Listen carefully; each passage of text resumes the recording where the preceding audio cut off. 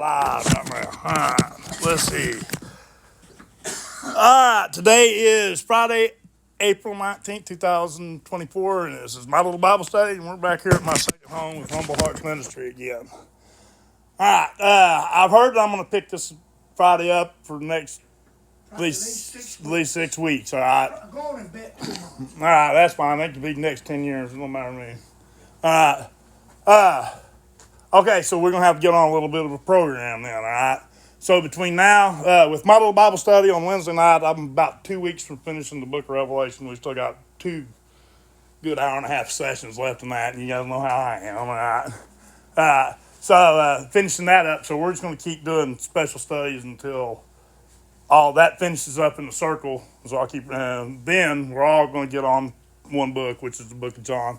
The way I prefer to teach is whole books. I don't like this jump around stuff. It drives me nuts because I can't ever understand what's going on, you know. So I like books, and I've been promising to people from my little Bible study on Wednesday night that we're going to do a New Testament book because we've been in, except for the book of Revelation, we've been in the Old Testament pretty much since we started. And John's my favorite book, so you guys are stuck with it when it comes to the Gospels. And once we start that, I'll explain why. It'll probably get to be your favorite book just because of what's in it. John had a really unique perspective on everything that he saw. All right, but we'll talk more about that. All right, tonight we're in the book of Numbers. All right, and since it's special studies, and I'm always part 2 guy. Well, we're going to work tonight. We're going to learn some biblical law tonight, and then next weekend we're going to understand a little bit more about it.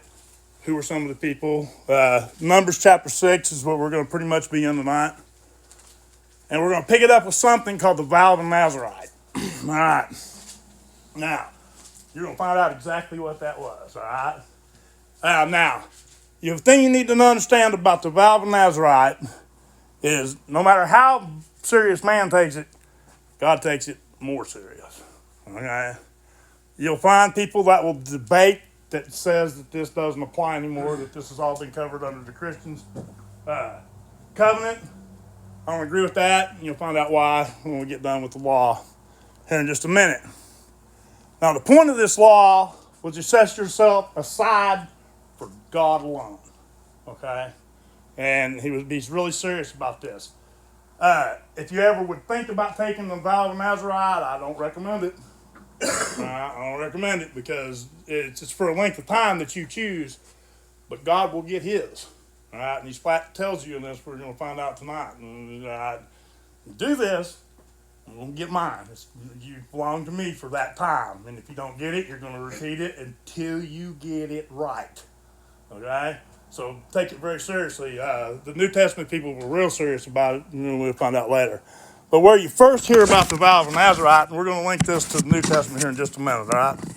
Because it sounds like another word every one of you have heard probably. Nazarite, you hear about Nazareth, all right? Well, you're going to hear more about it, all right? Now, you got to understand, when they talk about Nazareth and people from Nazareth, what they're really saying is them hillbillies up there, okay? That's really what it's saying when they're talking about the people from Nazareth. It's just country folk. Okay, and now, so you hear him say about it. One of the apostles, I don't know if it's in this lecture, it's in one that I did. He's like, oh, there's nothing good that's ever came from Nazareth. All right, but that's not, he doesn't mean it in a bad way. He's just saying, them hillbillies up there. All right, and that's what it's like. And you're going to see a little bit of that referred to here as we go. Here, I'm flipping around. I got to fix that because people who watch the video say that really not any good when that happens. All right. So here in Numbers, chapter 6, verse 1 is where we're going to start. Father, we ask this, open eyes and open ears wherever they may be. All right? Numbers chapter 6, verse 1, the Lord spake unto Moses, saying, speaking to the children of Israel and saying to them, when either a man or a woman shall separate themselves to vow a vow of a Nazarite, to separate themselves unto the Lord. And that's what this really means. Nazarite is a vow of separation. Okay, what are you separating yourself from? Everything but God, right? Everything. It is to be, the whole point of the vow is for you to become completely as holy as you can be, all right?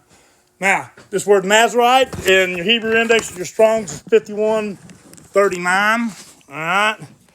And it is Nazarur, all right? And it comes from 5144, but it means to separate. that is to consecrate as a prince, a Nazarite. All right, now like I said, it comes from 5154, and 5154 is Nazar. It's a prime root. All right, it means to abstain from fruit or drink or impurity, and that'll make a little bit more sense here in just a minute. All right. Now, listen to what. Let's see. I'm going to skip that because we're going to come back to it. Listen to what it says in verse 3. And he shall separate himself from wine and from strong drink, and shall drink no vinegar of wine or vinegar of strong drink. Neither shall he drink any liquor of grapes, nor eat moist grapes, nor dried grapes. All the days of his separation shall he eat nothing that is made from the vine tree, from the kernels even to the husk. All right, what does that mean? Exactly what it said. You don't eat grapes in any way. You can't smoke any grapevine. All right, can't eat no grapes. Not grapes in your bread. Right? Not raisins. Not anything. No wine. No vinegar made from wine, like red wine vinegar, which we use all the time, right? But you're to abstain completely from these things. Right now, that's what it says. And all the days of the vow of this separation, there shall no razor come upon his head, or her head, remember, until the days be fulfilled, in which he has separated himself unto the Lord. He shall be holy, and shall let the locks of his hair grow, of his head grow. All right. So when you take the vow, you shave your head. All right. So anybody who took the vow of a Nazarite, that's a real physical symbol. You look just like that guy, right there, bald and tall. All right. But in a nation full of people with hair, you'll stand out. So my point is people will know that you've taken the vow of Nazarite. All right. There's a lot of little things that go with it. Let's go back to let's just go on with it. All right. You're supposed to let your hair grow from the time you shave it until your time of service is complete. All right, go back to the time of service. It was up to you. You can make this vow for 2 days, 20 years. All right, but there's some people that were vowed to be a Nazarite from birth. That's next week. All right. Then listen to the rest of this. So keep it on. Part 2, right? I'm already talking about it. Tonight we're going to talk about the law. Next week we're going to apply it, all right, and see what it means. All right, verse 6. And all the days that he separated himself unto the Lord, he shall come at no dead body. All right, that means nothing dead. That even means dead animals. All right, even come in contact. Why? Because it's defiling. The point was to separate yourself completely. All right? Now, it's to completely from God. So if you come in contact with a dead body, you're defiled. So you find out what you have to do. Listen to what it says. And verse 7, and he shall not make himself unclean for his father, for his mother, for his brother, for his sister, when they die, because the consecration of his God is upon his head. All right. So what happens if you mess up? Is you're going to go back to start. All right. Listen to what it says.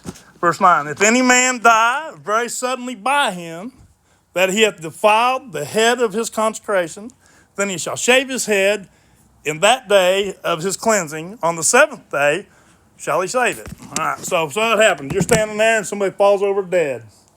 All right. You're defiled. So what you have to do is wait till the next Sabbath. You're defiled. You got to start over again. You're going to find out what you got to do. But you shave your head. You start again. If you eat grapes, shave your head. Start again. If you eat bread with grapes in it, shave your head. Start again. All right, this thing with grapes is going to have a lot of significance next week. All right, so I want you to keep that. This grape thing is really important. All right, especially when it comes to the heroes that we talk about next week. Where was I? Verse 9? And if any man dies, I save it. Verse 10, and on the 8th day he shall bring 2 turtles and 2 young pigeons to the priest, to the door of the tabernacle of the congregation, and the priest shall offer the one for a sin offering, and the other for a burnt offering, and make atonement for him, for that he has sinned by the dead, and shall hallow his head that same day. All right, so here we go. All right. Verse 12. And he shall consecrate unto the Lord the days of his separation, and shall bring a lamb of the first year for a trespass offering.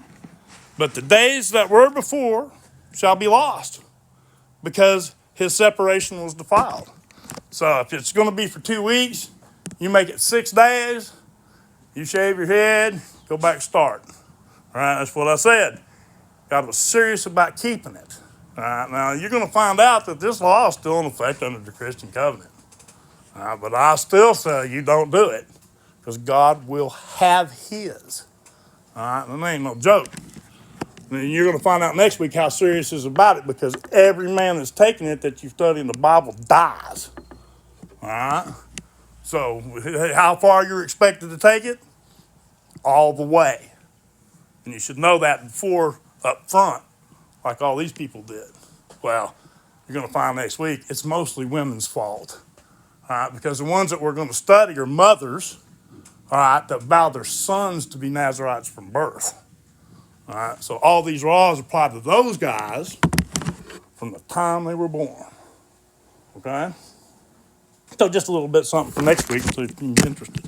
All right, but nonetheless, verse 13, this is the law, is that right? Yeah, so verse 13, this is the law of the Nazarite, and the days of his separation are fulfilled. All right? He should be brought into the door of the tabernacle of the congregation. Remember, this is all taking place in the temple, right? Right there where Jesus taught, where he ran all those money changers out of. All right? To the door of the tabernacle of the congregation, verse 14, and he shall offer his offering unto the Lord, 1 lamb of the first year without blemish, for a burnt offering, 1 ewe lamb for the first year without blemish for a sin offering, 1 ram without blemish for a peace offering. It's pretty stacking up. That's some pretty serious stuff right there, right? Verse 15, now there's a lot of different offerings we're talking about here. Each one of those is mentioned as a different type of sacrifice, okay? Because a lot of people try to tell you that all the sacrifices are all the same thing. That's not true, all right? Listen to what it says about, as a matter of fact, about those. It's coming up.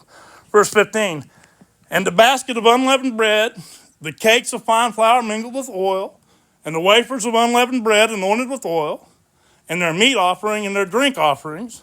Verse 16, and the priest shall bring them before the Lord, and shall offer his sin offering and his burnt offering. Verse 17, and he shall offer the ram for sacrifice for a peace offering unto the Lord, with the baskets of unleavened bread, and the priest shall offer also his meat offering and his drink offering. Verse 18, and the Nazarite shall shave the head of his separation at the door of the tabernacle of the congregation, and shall take the hair of the head. This is all this hair he's grown out while he's been on this vow. All right? And he shall take the hair of his head, his separation, and put it in the fire under the sacrifice for the peace offering. All right? And the priest shall take the sodden shoulder of the ram, 1 unleavened cake out of the basket, and 1 unleavened wafer, and shall put them upon the hands of the Nazarite. All right? And after the hair of his separation is shaved. So part of those sacrifices that you then went to who? Was the one that was offering the sacrifice. The Nazarite. Get some good pieces out of that. All right? What was the point? So he'd eat it. All right? How does that relate to us? This is the same idea that we used during communion. All right?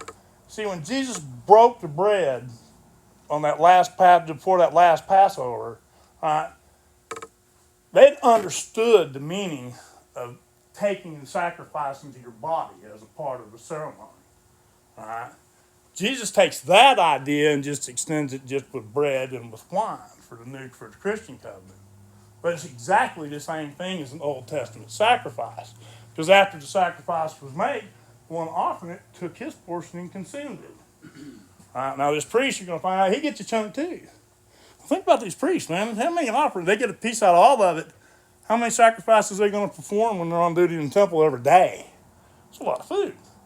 It's a lot of meat, right? So you understand how come people might open up butcher shops, right? Because if you study the law a little bit farther, you'll find out these priests, they can do what they want with their portion. They can eat it, they can give it away, give it to the poor, they can sell it, they can do what they want with it, all right? I mean, think about it, materially, that's a lot of money you're talking about. It's the food, too, and this is on top of that, right? And the priest will tell, we already did that, and put the hands after his hair of separation and shaving. Right, verse 20. And the priest shall wave them for a wave offering before the Lord. This is holy for the priest, with the waved breast, the heaved shoulder, and after that, the Nazarite may drink wine. Right, he's completed the entire thing. He's taken his vow. He's separated himself. He's completed his vow. He's completed the sacrifices in the end. He's received his portion from the sacrifice. All right. Once his hair is shaved again from that fire again, he can drink. He can have wine. I want some grapes. Well, man, I mean, come on, let's get stuff. All right, but he's free to go at that point, all right, having completed his vow. Now, like I said, don't get it in your head that you think you're going to do this. I don't advise it. Because God plays a rough game when you volunteer. You understand? All right, and that's what you're doing. It's optional. It's part of the law, but it's not required that anybody ever take it, man or woman. All right? Now, let's see. Verse 21, this is the law of the Nazarite, who hath vowed, and of the offerings unto the Lord for his separation, because that his hand shall get according to the vow which is vowed, so he must do after the law of his separation. Now, just translate and relate that right into what I've been saying. If you take it, God owns you. He does anyway, but he's going to hold your bacon to the fire.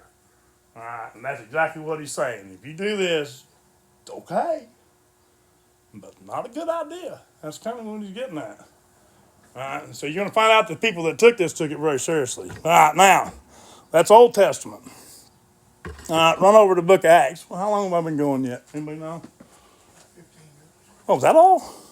Well, all right, then. Sorry, here we go. Acts 18:18. All right, so here we go with this. Now, we're going to be introduced to two characters here in Acts chapter 18. I'm going to start with them, and it's not Paul. It happens to be these two characters called Prisca, not Prisca, but Priscilla and Aquilus. All right. Now, Prisca ends up being this little pet name Paul has for this woman. All right, and he just calls her Prisca just because they're friends, I'm guessing, because they were probably pretty tight. Now, the first time you hear about Priscilla and Aquilus, you hear this, Aquilus and Priscilla, when they're introduced, when Paul first learns. But the next time, all the rest of the times, the woman's name comes first. Anybody got any ideas as to why? It's because, it's a big break with tradition, and Paul was pretty traditional, believe it or not, even though he was part of all this Christian thing going on, even for his time. Right? Paul studied under the feet. Paul had a good appreciation for good teachers, of which Paul was a good one. All right. But Paul's official education comes in the temple, studying at the feet of this dude named Gamaliel. All right. Now, Gamaliel, back when Christ was walking around, this dude was the dude. All right. He knew the Torah inside and out. All right. And he was the one that gave Paul his classical training in Judaism, all right, based on the Torah. So Paul had a great appreciation for good teachers. All right. And that's probably why, note I said probably, there's a lot of me thinks in this one. All right. But that's probably why he breaks with tradition, gives her a nickname, and puts her name first, is because out of the two, they may be married, but she's the teacher. She's the one that has the gift to be able to talk to people and explain things. All right. And in my opinion, that's why he puts her name first, is because she's obviously the teacher. This Aquilus dude, you just run around making sure she don't get killed. But she's the one that's hammering out the message, understanding what's going on. People say, oh, no, they can't do that. Well, you remember this girl back in the Old Testament that we were talking about? Well, her name was Deborah, and she was a judge.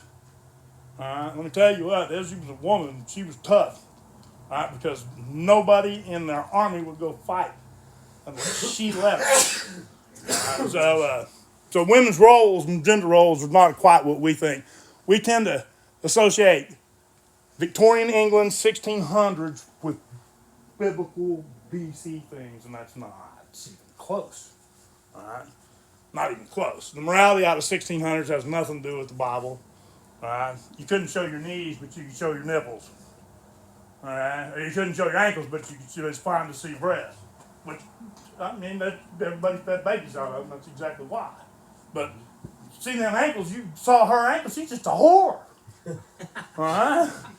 You gotta be kidding me. What kind of wrong with that hang that girl? She's a hoe. You see her? I saw both ankles. You gotta be kidding me. I'm in shock. And she sticks one in this one, pulls this one out, and puts 2 kids on each one. I mean, so you see what I'm saying? Victorian England doesn't have nothing to do with the Bible. Right? The 1600s, women were oppressed. In the Old Testament, you had a woman named Deborah who rose to the position of judge, which means it's before the era of kings, which means she ruled. All right, we're going to study another. You know who another judge was coming out of that book? We're going to study next weekend. His name's Samson. Okay? He's another one of them judges. And here we got this old woman here named Deborah here in the middle of all these men with testosterone. Why? So you would understand. In the last days, it says plainly that my sons and my daughters will prophesy. There's nothing new under the sun. Miriam was a prophet. All right, we got prophets that go way back. If you're really interested, I've got a little video called Women in the Old Testament. Go check it out. I'd like some women, actually. There's no women have ever seen that thing. Only men. It's a good study, though. It really is. But it helps you understand a little bit more about what the actual gender roles were in the Old Testament. All the way back here, like in the book of Numbers, early on Moses gets questions about women, whether women could inherit property. What do you think Moses said? No problem. Yeah, they can have property. It ain't no big deal. All right.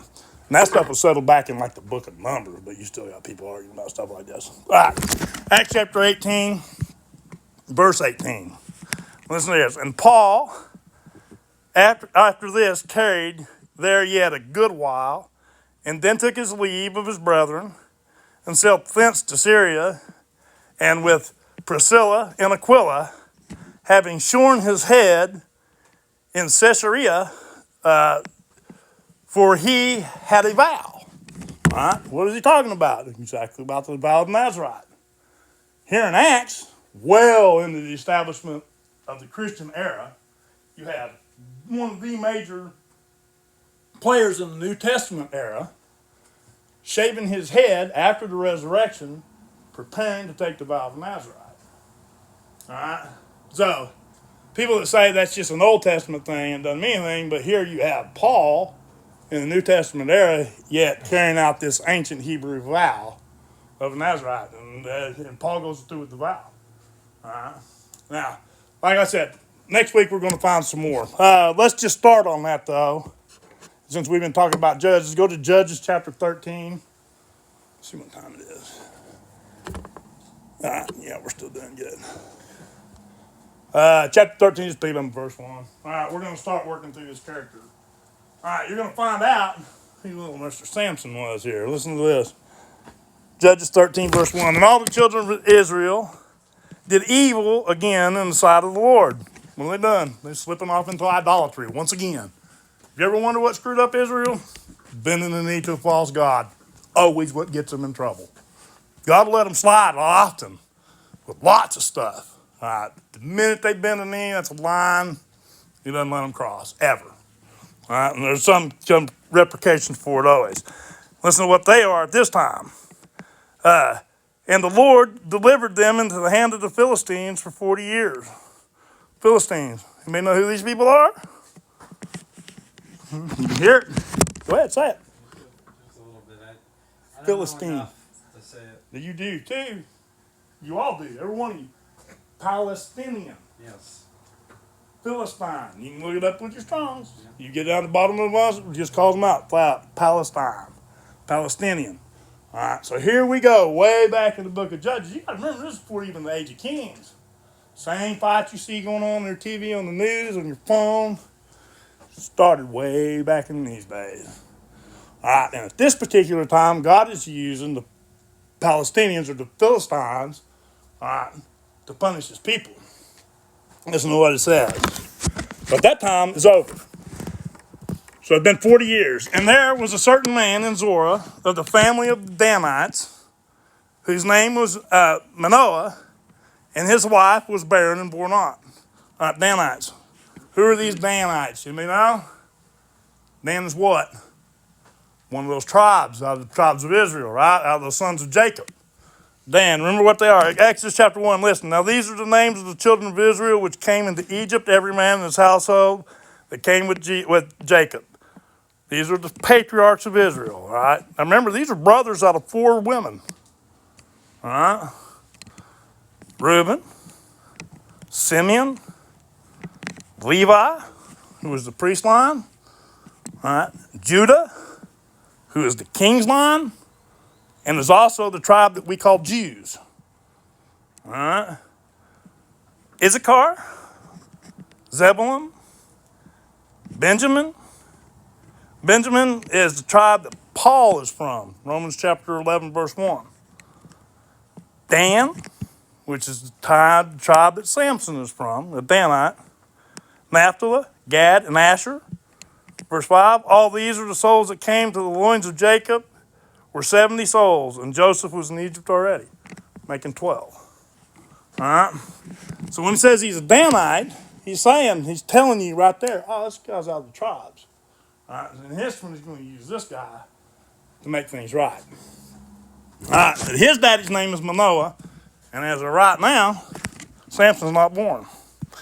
All right, verse 3 in the book of Judges, chapter 13. And an angel of the Lord appeared unto a woman and said unto her, behold now, thou art barren, and bearest not, but thou shalt conceive and bear a son. All right, the thing that I always think about like this is this barren woman thing is a theme in the Bible. It literally is a theme. Sarah didn't have any babies. All right? And Isaac and Rachel, they don't have any for a while, and then they have 2. All right? Then you go all the way with Jacob and his first 2 wives, their sisters, Rebecca and Leah, all right? And their sisters, and Leah's just knocking kids out left and right, and they're trying, but Rachel can't have any, so she gets jealous. She says, well, you just take my handmaid and you bear children on your knees for me. That's what she tells her. So she starts knocking out a couple of kids, and then Leah stops having kids, and she gets scared, so she takes another handmaid and gives it to Jacob. That's how he gets his 4 wives. Right? Well, you can't talk about this story in church in some places. I kid you not. Because you're going to have to answer about questions about polygamy, polygyny. You got to answer some real questions with these people. You're going to have to draw some lines. Well, you got the book. You're going to have to draw them. All right? Well, you can figure it out from there. I've done another little video called Marriage. And so you can check that out if you really want to understand what marriage is really about. All right? But you got to really want to understand. Because it'll make you accountable for what you do. All right? But nonetheless. But here we have the same thing. Who else was barren or had a baby and an angel came and told Mary? Right? Now think about this. Samson, you're going to see, we're going to build Samson up a little bit here, and he is what you would just call an archetype for a Messiah. Okay? In here, he's a strong man. Right? Everybody knows Samson's super strong. Undefeatable. Right? The Savior of Israel. Does that sound familiar? Right? Not that he has anything to do with salvation. It's just that they use these stories. This is why these stories exist, is so that the people that were in Jesus' time could look at them and recognize who the Messiah really was. All right? And this is part of that. But this is you can kind of see that as we go. Nonetheless, appeared to the woman and said, oh, man, we already did that. Verse 4, now, therefore, beware, I pray thee, and drink not wine, or strong drink, or need anything unclean. Why? Let me tell you. For lo, thou shalt conceive and bear a son, and no rager shall come upon his head. For the child should be a Nazarite unto God from the womb.